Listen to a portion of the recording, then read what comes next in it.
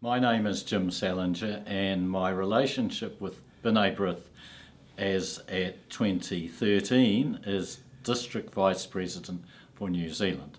But my first association with BBANZ Brith was when I was about 20, and I came up from Dunedin, the southernmost Jewish congregation in the world, and I was at the inaugural ball for the women's chapter for my aunt Olive Manning in Auckland in 1969. My name is Michael Gervai. I've been associated with BBANZ Brith for some probably 50 odd years now. My association first started in coming into contact with BBANZ Brith members when I first immigrated here from Australia, Melbourne, and a number of them helped me out, and so as a result of that I joined. I've been in the chair a number of times, just released the job of being treasurer, and I'm on council at the moment and just about to take over youth from an existing member. I see the future of BBANZ Brith in New Zealand as expanding, even though at the moment I know that our numbers are dropping. Where I draw that idea from is that I'm a member of other service organisations who have had recently quite an influx of young members.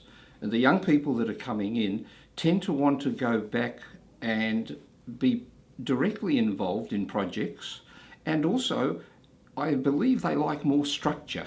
I think what actually has happened to some extent is that we try to encompass people and do a lot of things, and perhaps we don't do them all that well. So when we actually have projects on and somebody comes along and says, like just recently in Auckland, for example, we did the aged home, where we had a project where we actually planted some gardens.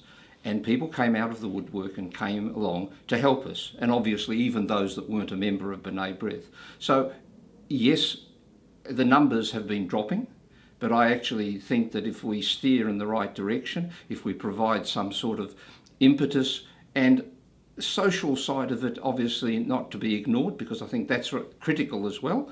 I think there is a future, and there always will be, because we always need a organisation that cements together the diverse groups of Jewish organisations, and the only one that I know of at the moment is BBANZ Brith. Well, BBANZ Brith has been extremely important to me, and I think the best way to illustrate it is that in 1970 I was a member of BBANZ Brith Young Adults in Auckland, and when I returned in 1994 to Auckland, I could plug in to the same group, only it was quarter of a century later, and immediately I could feel at one and with these group of cohorts. So it's been very good for me in terms of social and ethnic identity. Yeah, BBANZ Brith has been significant and very important to me because of the number of people that I came into contact with.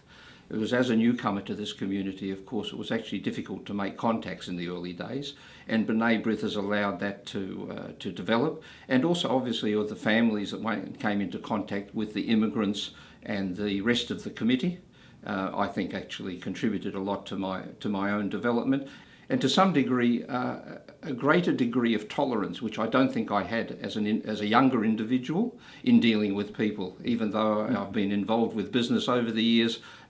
Being on committees and actually realising the inertia that exists and what it actually takes to get things going really was an eye-opener initially, but one gets used to it, and really you have to actually, I've never liked politics, but you've had to adapt. Yes, well, what BBANZ Brith did to me was very much in 1969, when I flew up as a little nipper from Dunedin to attend the inaugural ball of the women's chapter, as I took my former wife. So BBANZ Brith initiated that contact, and when I was in Auckland as BBANZ Brith Young Adults. And I think you'll find in Auckland there are several marriages that occurred because of BBANZ Brith.